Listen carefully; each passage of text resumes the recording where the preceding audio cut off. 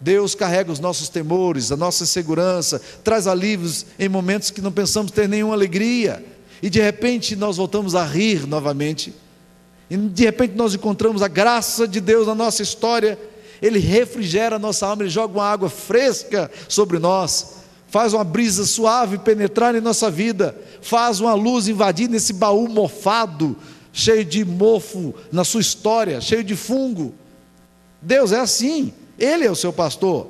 A Bíblia se refere ao Espírito Santo como consolador, como aquele que está ao lado e que traz alívio e alegria para a nossa alma. É isso que a palavra de Deus está nos ensinando. O Senhor é seu pastor? É assim para você? Vamos um pouquinho mais. Esse texto nos diz que nesse mundo nós passamos por situações de perdas, de lutos, situações que nós não gostaríamos de passar, porque ele diz aqui: ainda que eu ande pelo vale da sombra da morte. Ele não está falando isso aqui como uma impossibilidade, não. Ele está falando isso aqui como uma realidade.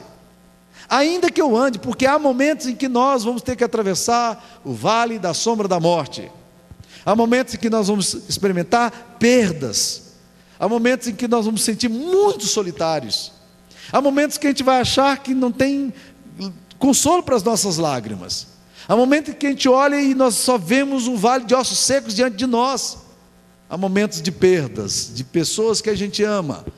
Há momentos de perdas de significado, de valores. Há momentos em que a gente passa pelo vale da sombra da morte. A morte é inexorável. Todos nós vamos experimentá-la. Mas olha o que o texto nos fala. Quando nós passarmos pelo vale da sombra da morte, alguma coisa impressionante vai acontecer. Ele diz aqui: eu não vou temer mal nenhum. Olha, gente, o pior lugar para você estar é no vale da sombra da morte. Mas ele está dizendo: eu não vou temer mal nenhum. Por quê? Porque tu estás comigo. É assim que eu tenho visto pessoas perdendo entes queridos. É assim que eu vejo gente que ama a Deus passando por tragédias, por dores e por enfermidades, e uma presença indizível, profunda, graciosa de Deus ali do lado. E a gente olha e diz: como é que ela está sobrevivendo? Só tem um segredo, meu querido irmão, é saber que o Senhor está conosco, e que a vara dele, o bordão dele nos consolam, que Ele vai estar ali protegendo a gente. Ele, como se dissesse: você tem que passar por isso, é imprescindível, é impossível não passar por isso, mas eu estou aqui, eu quero que você saiba que eu estou caminhando com você, nesse leito de hospital que você passa, no meio dessa enfermidade que você passa, no meio de tudo isso, eu estou contigo, não tema mal nenhum, eu sou o seu pastor, eu vou proteger você.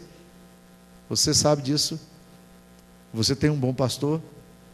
Você já conheceu o amor desse bom pastor? Mas esse texto nos fala mais também.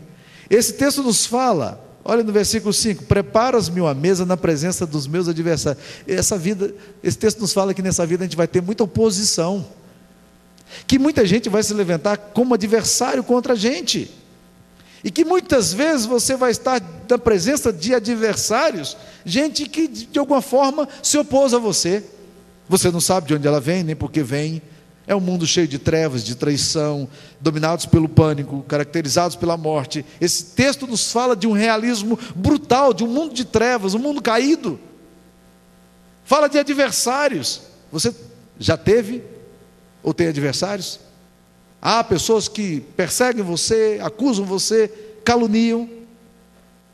Eu sei que essas coisas não acontecem com vocês, eu estou falando hipoteticamente, mas pode ser que aconteça. Todos nós sabemos que nós vamos encontrar muitas oposições na nossa história.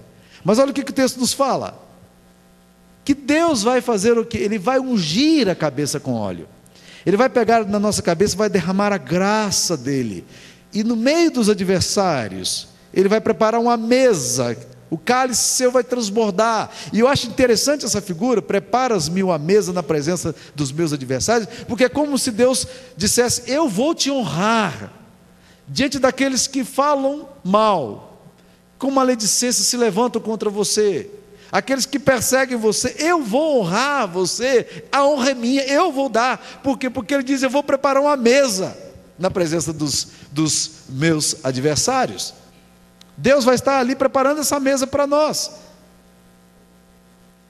É interessante porque a gente gosta de mesa, a gente sempre pensa em mesa ao lado dos amigos, e é verdade. A gente quer jantar e comer com gente que a gente ama. Mas o texto está falando que Deus vai preparar para a gente uma mesa, um banquete abençoador, para a gente poder comer, ser saciado. E os adversários podem ter olhar, mas dizer assim: ali tem um bom pastor. E tem uma coisa, não dá para enfrentar aquele pastor ali não, porque ele é muito poderoso, ele é Senhor. É isso que o texto está nos dizendo. Agora olha o versículo 6, diz aí: bondade e misericórdia me seguirão todos os dias da minha vida. Eu quero ler esse texto aqui de duas formas, porque eu acho interessante lê-lo dessas duas formas. A Bíblia nos fala aqui que a vida, muitas vezes, nós estamos aqui diante da vida, e nós estamos envelhecendo, e esse texto aqui fala de velhice. Bondade e misericórdia certamente me seguirão todos os dias da minha vida. E eu quero pensar em duas formas. Primeiro, como eu acho que o texto diz: bondade e a misericórdia de Deus vão me seguir todos os dias da minha vida. Isso é um dado. Ou seja, você vai envelhecer, mas vai envelhecer e a bondade de Deus vai estar com você. Você vai envelhecer, vai passar os seus dias, mas a misericórdia do Senhor vai te seguir todos os dias da sua vida. Deus vai estar do seu lado, derramando a bondade dEle, sendo bom com você quando você não precisaria da bondade dEle, sendo misericordioso com você quando você não... A misericórdia é alguma coisa gratuita mesmo, então Ele vai te dar assim mesmo. É maravilhoso pensar nisso, de um Deus que nos trata com misericórdia, apesar dos nossos pecados, dos nossos equívocos, das nossas decisões erradas. Agora eu quero pensar numa outra forma, porque me parece que esse texto sugere também, e se eu estiver errado na minha interpretação, vocês podem discutir isso comigo, mas esse texto aqui me parece que sugerir o seguinte: que Deus, por estar ao meu lado, porque a bondade dEle e a misericórdia dEle vão estar comigo, Ele também vai me ensinar todos os dias da minha vida a ser bom e a ser misericordioso com os outros. Isso aqui é muito importante para as pessoas idosas, porque há muitas pessoas que envelhecem e elas se tornam aquilo que em inglês a gente chama de grumpy. É uma pessoa azeda, amargurada com a vida, parece o zangado dos 7 anões, já viu? O zangado, parece que a vida é só amargura. Tem tanta coisa para celebrar, tanta coisa para se alegrar, tanta coisa positiva que aconteceu na história, mas parece que trata a vida agora, todos com um azedume tremendo. Ou como dizia uma baiana, que foi minha ovelha, no meu primeiro ano de ministério, ela falava: pastor, há pessoas que ficam cheias de nhaca velha. Já ouviram essa expressão? Ela é baiana. Ou lundum, é uma expressão cearense, né? Gente que parece que comeu alguma coisa e fez mal, né? Aliás, alguns termos muito interessantes, né? Pessoas que ficam enfesadas. Você já parou para pensar o que significa literalmente enfesado? É isso aí.